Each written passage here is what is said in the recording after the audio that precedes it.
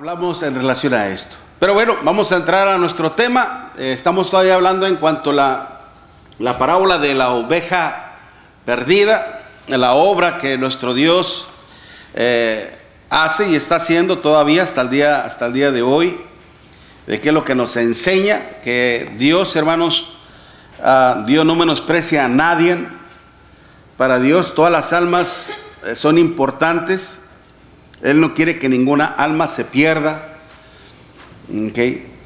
Y es por eso que Él quiere redimirnos a todos, salvarnos a todos. Primera Timoteo capítulo 2 versículo 4, el cual quiere que todos los hombres sean salvos y vengan al conocimiento de nuestro Dios. Lo que Dios tenía que hacer ya lo hizo, ¿okay? Él ya hizo lo que estaba todo de su parte. Nuestro Señor Jesucristo también ya hizo todo lo que tenía de su parte. Y el Espíritu Santo, a través de la enseñanza, también está logrando lo que es necesario hacer. Porque ¿cuáles son los frutos del Espíritu, hermanos? ¿Cuáles son los frutos del Espíritu? Amor, paz, paciencia, benignidad, bondad, fe, mansedumbre, templanza, ¿verdad? Entonces, ¿con cuál principia? Los frutos del Espíritu es amor. ¿Okay? Entonces, lo que se está tratando precisamente, que el amor implica sacrificio. Dios mostró su amor poniendo la evidencia más grande, el sacrificio de su Hijo, con el propósito de lograr la redención. El Hijo también lo hizo, puso su vida, mostrando su amor. Y el amor de nosotros hacia Dios, hermanos, está siendo también puesto a prueba. Y esta es haciendo su voluntad. Pero imagínense que el amor de Dios sea limitado. ¿Ok? Como el decir, yo te amo, ok, pero sabes que nada más hasta aquí. Es decir, solamente hasta aquí te puedo soportar. Y hasta cierto punto, hermanos, es así, ok. Hasta cierto punto es así, porque algunos ponen que el amor de Dios es inagotable. Y ciertamente es inagotable para aquellos que aman a Dios. Okay, para aquellos, hermanos, que adoran a Dios, para aquellos que confían en Dios. Pero para aquellos que no aman a Dios, ciertamente el amor de Dios está limitado. Y esto lo vemos desde Génesis capítulo 6, okay, cuando Dios dijo, mi espíritu no contenderá para siempre con el hombre, porque ciertamente él es carne, ¿ok? Mi espíritu no contenderá para siempre. Contender, hermanos, es como el hecho de la posición de un árbitro.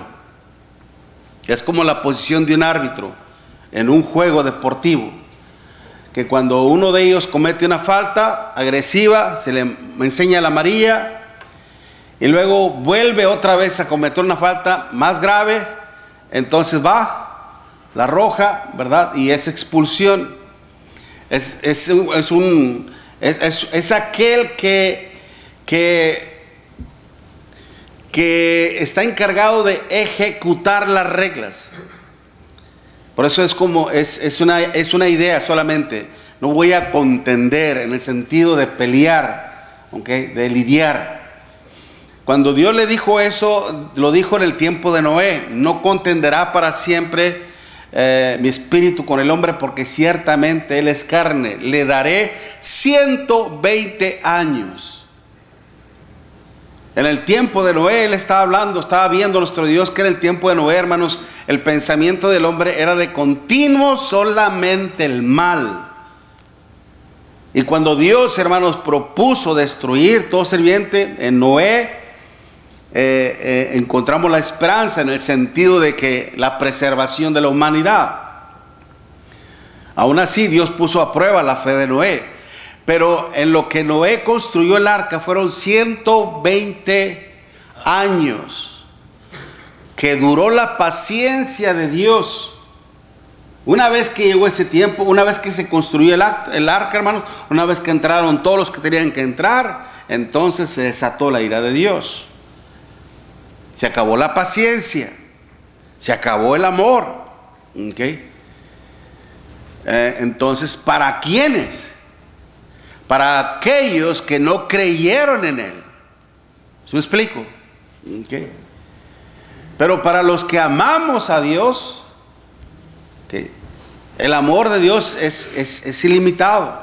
Pero para ello, precisamente, el amor, ¿qué implica? Juan 14, versículo 15 nos dice el Señor que si me amáis, guarda mis mandamientos. Esa es la razón principal por la cual yo tengo que ver a mi hermano en una forma sumamente diferente.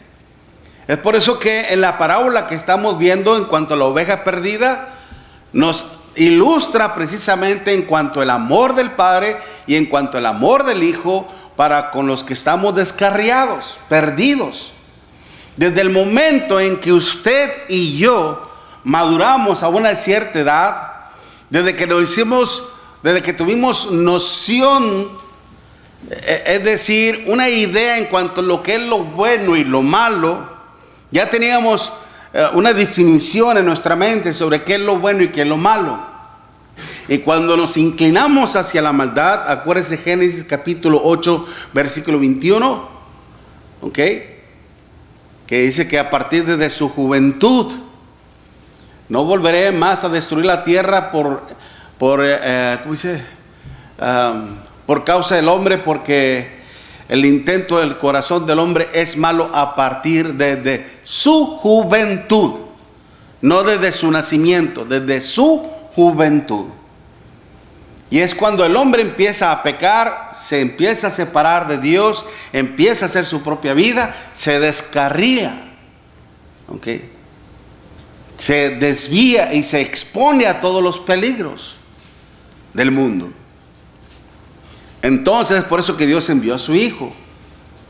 Ahora, si Dios estuvo dispuesto, si Dios nos buscó con la pretensión o con el deseo de reconciliarnos con Él, Dios hizo a un lado, hermanos, Dios hizo a un lado su enojo, su ira, ¿okay?, aún así su justicia. ¿Okay? Porque si habláramos en cuanto, esto creo que ya se los he dicho anteriormente, en cuanto a lo que es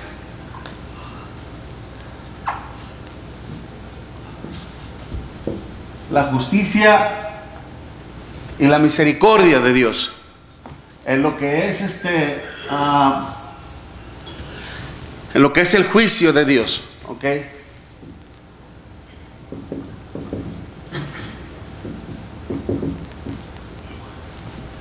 Si en la balanza del juicio de Dios, hermanos, hubiera pesado más la justicia,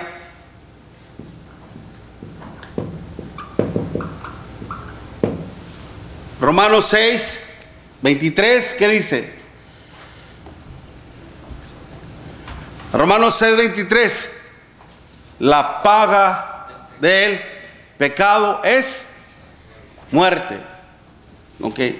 Eso era lo que merecíamos por nuestros propios hechos.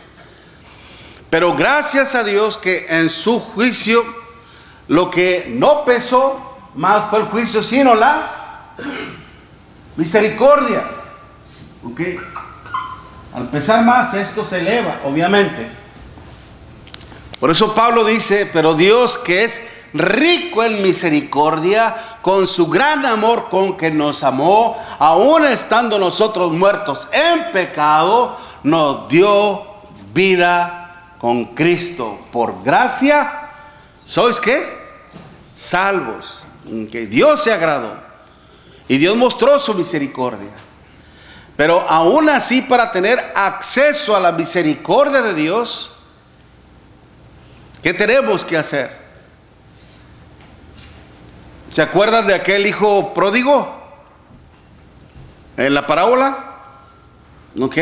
Del padre misericordioso, que el hijo le pidió toda su herencia, y una vez que el padre repartió la herencia a los dos, no solamente a uno, a los dos le repartió la heredad, pero uno se fue de la casa y malgastó toda su herencia viviendo impíamente.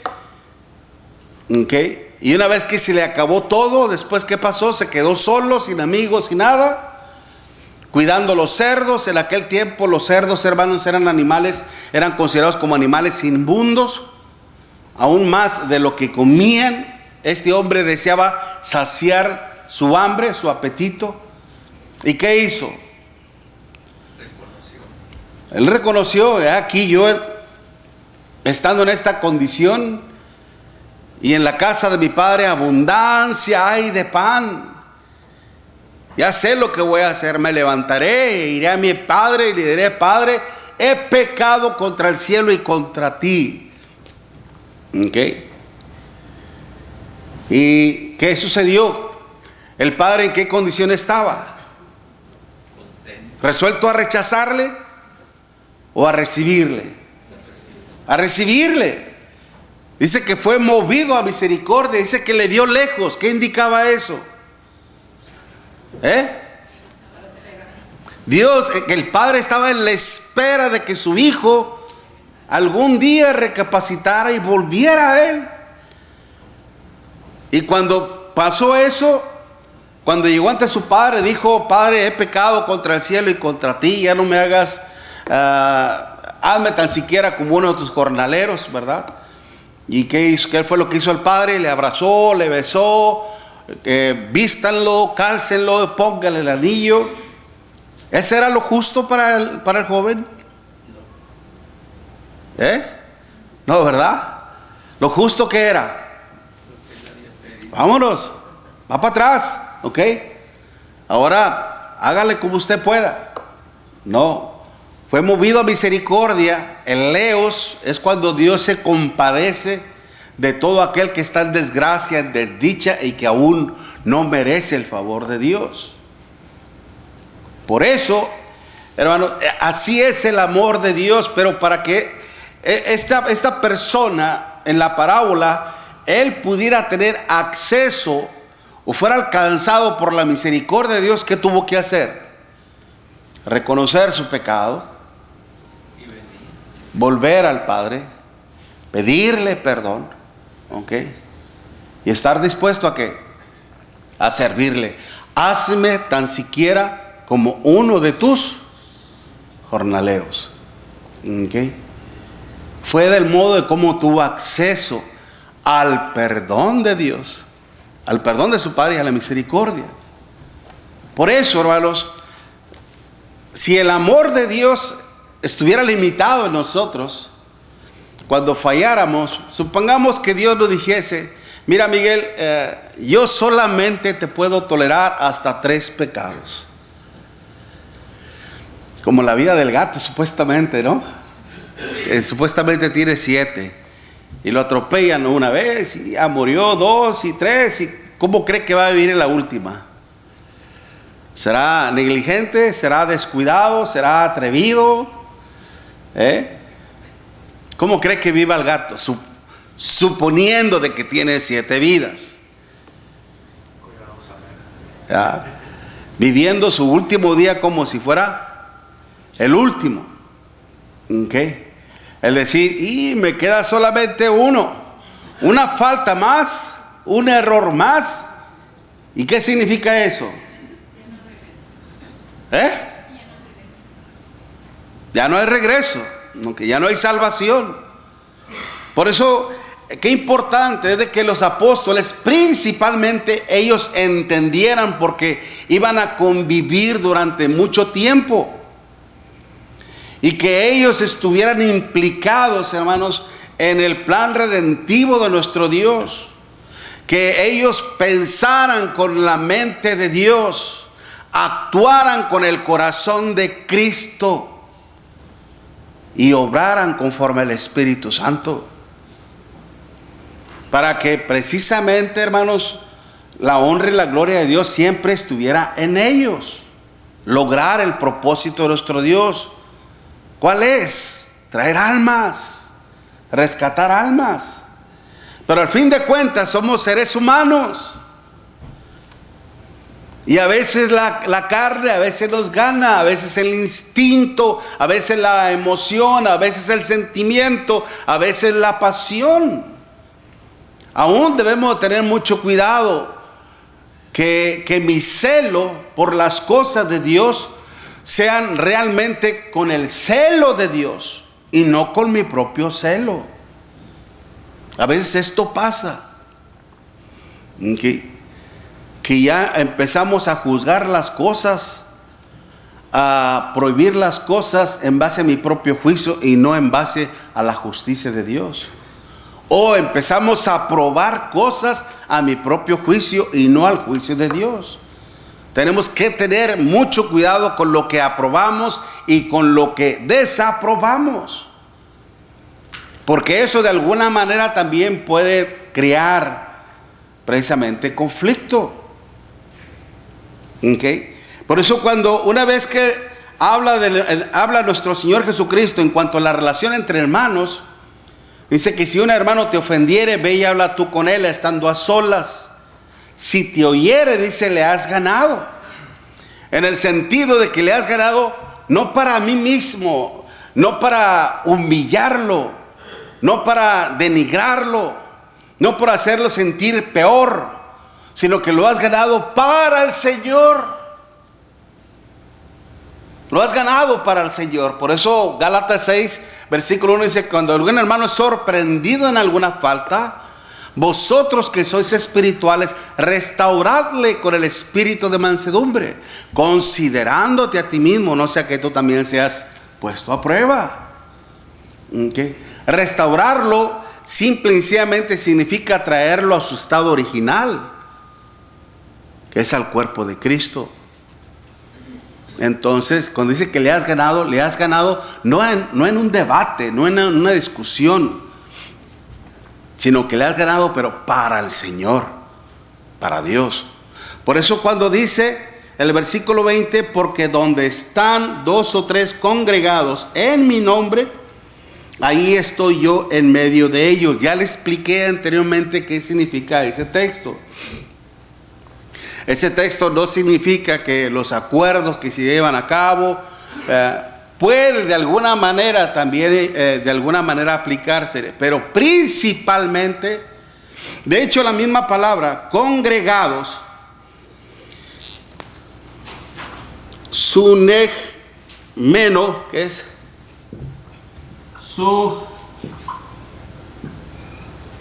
déjeme ver, suneg, está mal.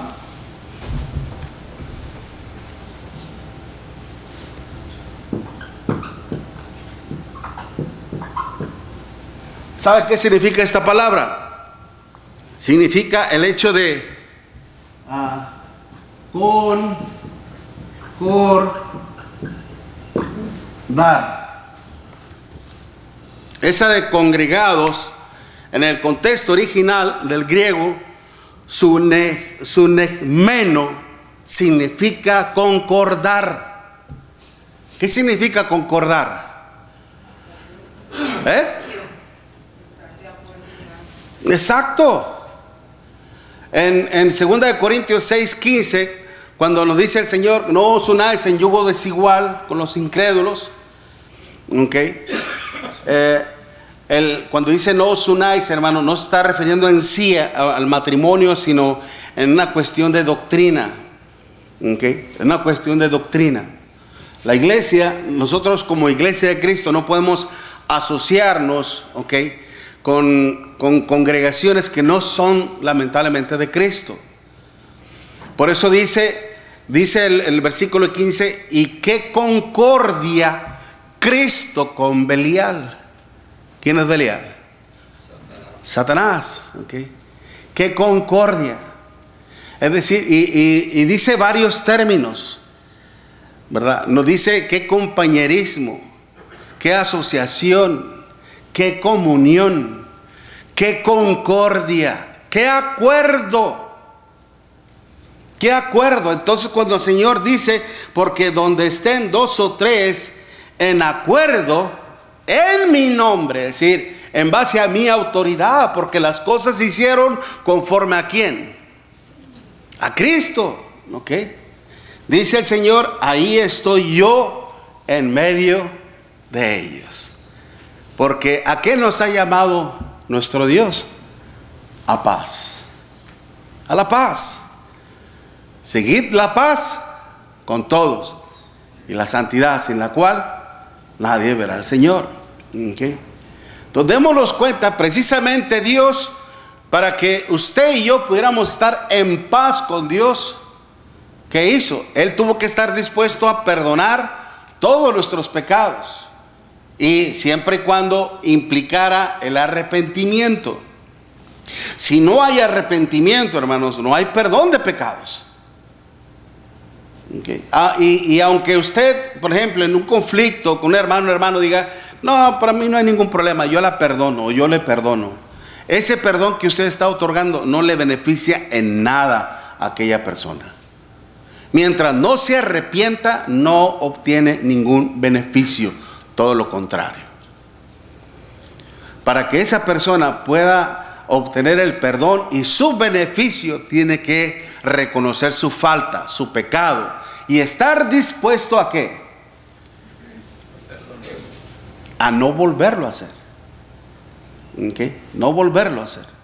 ¿Por qué cree que el apóstol Pedro decía? Entonces le acercó Pedro y le dijo, Señor, ¿cuántas veces perdonaré a mi hermano que peca contra mí? ¿Hasta 7? Según los rabinos judíos, hermanos, enseñaban a lo mucho 4, porque había escrituras así. Por ejemplo, mire, vaya conmigo en Amós capítulo 1 versículo 6. Están los profetas menores, después de Oseas, creo yo, y luego sigue Amós, Joel, y luego Amós. Amós capítulo 1. Está primero Daniel, Oseas, Joel, y luego Amós. Amós capítulo 1 versículo 6. Así ha dicho Jehová, por 3 pecados de Gaza, y por el 4 no revocaré su castigo, porque llevó cautivo a todo un pueblo para entregarlo a Edom. Revocar, hermanos, en el hebreo es shub, que implica retirar, volverse, cambiar. ¿Ok? No revocaré, es decir, no quitaré su ofensa. ¿Ok? Cuando dice por 3 pecados de Gaza y aún por el 4. Entonces, y muchos en base a textos así, limitan la misericordia de Dios. Muchos rabinos en aquel tiempo enseñaban así. ¿Ok? Tú tienes la oportunidad de perdonarle 3 y casi hasta la 4. Pero no más. Entonces cuando Pedro dijo precisamente 7, ¿qué quiso mostrar Pedro?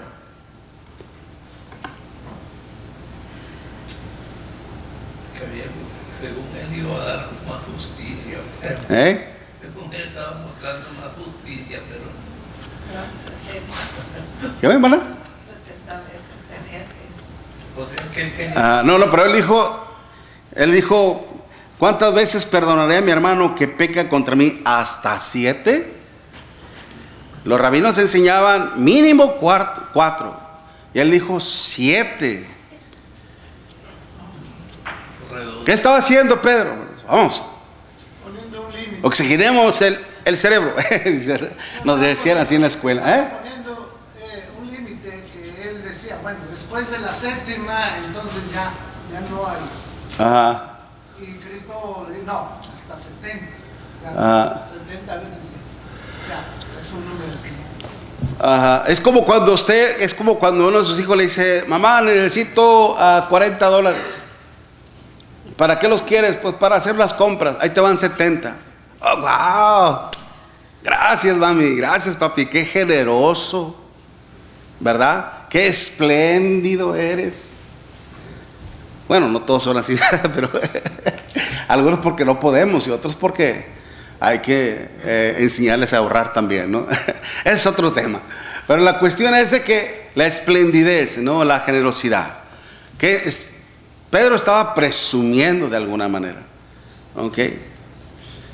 Tratando de presumir, ¿ok? 7 veces. Pero al hacer eso, ciertamente, como dice el hermano David, de alguna manera estaba limitando su paciencia, estaba limitando su soporte, ¿ok? Y al acabarse la paciencia, hermanos, ¿qué podría venir? ¿Qué viene entonces? El castigo, ¿okay? Y es por eso que el Señor le dice, Pedro le da una tremenda lección a este hombre que es, Pedro, hermanos, era de un carácter muy impulsivo, muy arrebatado, ¿okay? Y después tuvo que aprender precisamente a controlar más sus emociones. Si era muy impulsivo, muy arrebatado en cosas tan triviales o tan simples, vaya, ¿okay? Imagínense las cosas que eran más graves. Pues no le quiso arrancar la cabeza al sirviente del sumo sacerdote, desenvainó la espada, ¿okay? ¡Zum! Que si no se hace de ladito aquel hombre, pues nomás le voló la oreja, pero la idea era cortarle la cabeza, ¿okay?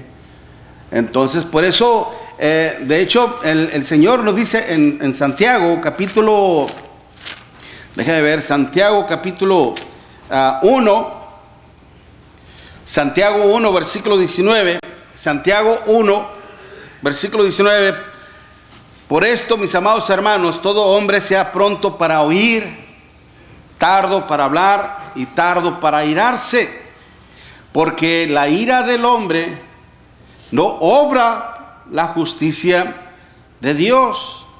La palabra orgue ahí, que implica el enojo, ¿okay? Porque la ira del hombre no obra la justicia de Dios. Entonces, cuando el Señor precisamente al escuchar esto le dice a Pedro, no te digo hasta 7, sino aún hasta 70 veces 7. En la numerología bíblica, ya hemos hablado de esto, el número 7, ¿qué representa?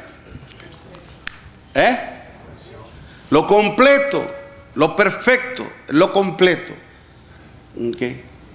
Que indica el hecho de que nosotros tenemos que estar dispuestos a otorgar el perdón, pero el perdón conforme a Dios, un perdón completo, que es, mire, vaya conmigo a 1 Corintios 6, 1 Corintios 6, versículo 7.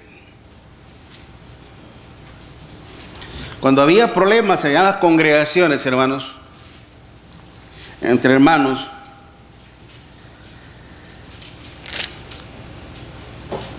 primero eran cuestiones económicos y obviamente eso pasa una cosa a otra. 1 Corintios capítulo 6 versículo 7 dice: así que, por cierto, ya es una falta en vosotros que tengáis pleitos entre vosotros mismos. ¿Por qué no sufrís más bien el agravio? ¿Por qué no sufrís más bien el ser defraudados? ¿Qué significa eso, hermanos? ¿Qué es un agravio? Una ofensa, ¿verdad? Una ofensa, ¿qué más?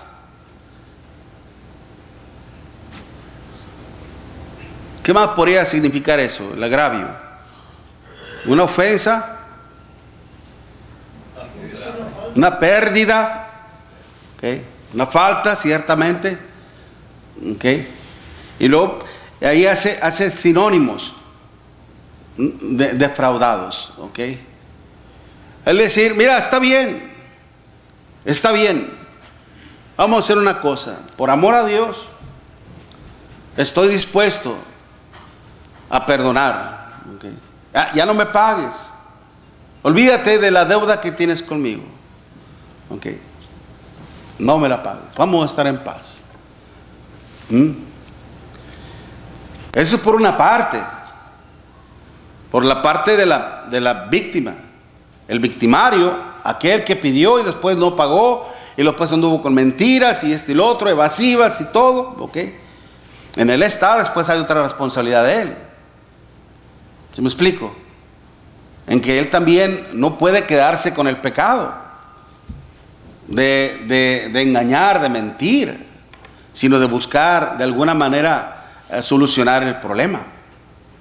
Por eso el pasar, hermanos, cuando Pablo dice el sufrir el agravio, la ofensa, Dios hizo a un lado el sufrimiento que nosotros le ocasionamos cuando nosotros pecamos.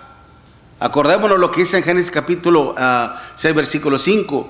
Y vio Dios que la maldad de los hombres era mucha en la tierra y le dolió en su corazón. Cada ofensa, cada pecado que cometemos es una ofensa que lastima el corazón de Dios. Y Dios aún así, Él hizo a un lado nuestra ofensa con tal de perdonarnos. Siempre y cuando obviamente está implicado el arrepentimiento. Por eso el Señor lo que le está diciendo, no te digo que 70, no te digo que 7, sino 70 veces 7. Y es por eso que en esta enseñanza vienen dos parábolas. Tanto la oveja perdida y después el padre de familia que viene enseguida, hermanos, cuando le dice: por lo cual el reino de los cielos es semejante a un rey que quiso hacer cuentas con sus siervos, y comenzó a hacer cuentas, y le fue presentado uno que le debía 10,000 talentos. Equivalía, hermanos, en el Antiguo Testamento como 34 gramos de plata. Ya en el Nuevo Testamento equivalía como 6,000 dracmas. Era muchísimo dinero, prácticamente era muchísimo dinero. Okay. Más de 3 millones, algunos dicen de euros, o más de 3 millones de dólares, por decir así. Era una cantidad impagable. Y es por eso que a este dice, como no pudo pagar, ordenó su señor venderle y a su mujer e hijos, porque en aquel tiempo se vendían como esclavos hasta que pagaran la deuda. Obviamente que esta familia iba a quedar esclavizada por el resto de su vida, por la deuda. Iban a estar, hermanos, prácticamente a vivir el resto de su vida en una forma como esclavos. Y dice, y todo lo que tenía, o sea, todo se le iba a hacer, se le iba a quitar para que se le pagase la deuda. Entonces aquel siervo, postrado, poniendo su rostro en la tierra, hermanos, poniendo su rostro a los pies de aquel hombre, le empezó a rogar y a decirle precisamente: Señor, ten paciencia conmigo y yo te lo pagaré todo. El Señor de aquel siervo, movido a misericordia, le soltó y le perdonó la deuda. Imagínense. ¿Movido a qué? A misericordia, eleos. Okay. ¿Se compadeció de este hombre? Vaya que sí. Se compadeció de él, se compadeció de sus hijos, se compadeció de su familia y se le regresó todo. Pero después, ¿qué pasa? Dice el versículo 28, pero saliendo aquel siervo, halló uno de sus consiervos, uno de sus compañeros, que le debía 100 denarios. Un denario equivalía, hermanos, al trabajo de una jornada. De una jornada. Es decir, de 100 días de trabajo. Era ridícula la cantidad comparada con la cantidad que a él le debía a su señor. Y haciendo de él, como lo pescan uno a veces de aquí de las camisas, hermanos, lo avienta uno hacia la pared. Ahora me pagas. Toda la ira, todo el coraje sobre aquel. ¿Ok? Su consiervo, postrándose a sus pies, le rogaba diciendo: ten paciencia conmigo, yo te lo pagaré todo. Mas él no quiso, sino que fue y lo echó en la cárcel hasta que pagase la deuda. ¿Fue justo este hombre? No. ¿No pudo haber hecho lo mismo que hizo su Señor con él? Podía haberlo hecho, pero ¿por qué no lo hizo? La pregunta aquí es: ¿por qué no lo hizo? Pues ahí le dijo el Señor que era malvado. Una persona que practica la maldad, ¿cómo se describe?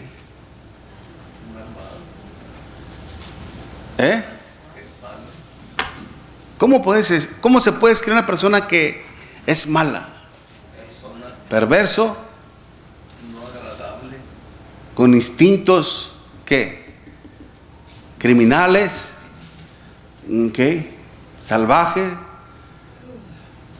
¿qué? Dañina. Podemos añadir mucho más, hermano. Pero ciertamente, hermano, como dice usted, siervo malo, ¿verdad? Le dijo en el 32: toda aquella deuda te perdoné porque me rogaste. ¿No debías tú también tener misericordia de tu consiervo como yo tuve misericordia de ti? Entonces su señor, enojado, le entregó a los verdugos hasta que pagase todo lo que debía. Así también mi Padre Celestial hará con vosotros si no perdonáis de todo corazón cada uno a sus hermanos sus ofensas. Es cierto, hermanos, déjeme terminar con esto. Y dice, de hecho, la misma palabra paciencia, macrotumía, implica dominio, el dominio ante la provocación. ¿Ok? No tomar represalias ante los demás. Ciertamente nosotros, hermanos, estamos comprometidos a perdonar, porque el perdón que Dios nos otorgó, fue grandísimo. No había deuda, no había forma de cómo nosotros pagáramos esa deuda, ni aún muriendo en la cruz, porque éramos pecadores. El único que podía pagar esa gran deuda era Jesús en la cruz.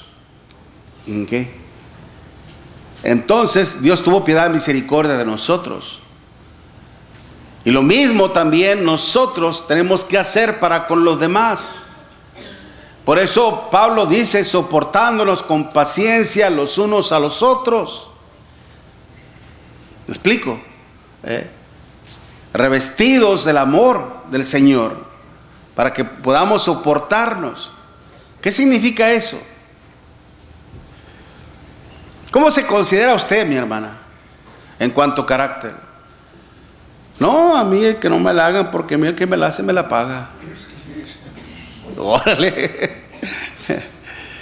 Es que yo soy así. Si usted dice yo soy, créame lo que usted no ha muerto en el pecado. Pablo decía, con Cristo estoy, ¿qué? Juntamente crucificado con Cristo. Y ya no vivo yo. Va a haber momentos en que en algún momento, hermanos, haya algún problema entre nosotros. Lo va a haber. Pero acuérdese de la disciplina del Señor. Si un hermano te ofende, ve y habla con él. Aclárale la situación. Aún en Mateo capítulo 5 nos dice que cuando vinieres a la casa de Jehová, al templo de nuestro Dios, y presentar tu ofrenda, si sabes que tu hermano, es decir, es la otra parte, si sabes que tu hermano tiene algo contra ti, ve primero y ponte a cuentas con él. Y luego regresas y adoras a Dios. Es decir, ambas partes tienen que buscar la reconciliación, la paz. Ahora acuérdese, el perdón se otorga siempre y cuando lo antecede, ¿qué? ¿Qué es lo que antecede? ¿Qué es lo que está antes del perdón? Si yo voy a pedir perdón, ¿qué es lo que tengo que hacer? ¿Qué? Arrepentimiento. El arrepentimiento, reconocer, ciertamente, mi hermano, me equivoqué, perdóname. Te prometo que me voy a esforzar más a no volver a cometer esta falta. ¿Y el ofendido qué tiene que hacer? Te perdono, pero mira, ni creas que se va a olvidar, mira, aquí te la voy a guardar, aquí te la voy a guardar. No. Hay que perdonar. De que su arrepentimiento será sincero, y etcétera, etcétera, eso déjeselo a Dios. Acuérdense que el árbol por su propio fruto se conocerá. ¿Ok? Dios los bendiga, hermanos. Dios mediante vamos a entrar a la siguiente parábola de un hacendado justo y misericordioso. Okay, pero prácticamente esta parábola que viene aquí, hermanos, en relación a la misericordia de Dios, es lo mismo. Está implicada en todo esto, porque el propósito de Dios es precisamente salvar al hombre. Y ese debe ser también nuestro deseo. Dios les bendiga, hermanos. Vamos a tomarnos un receso, un descanso, y regresamos después a la adoración a nuestro Dios. No,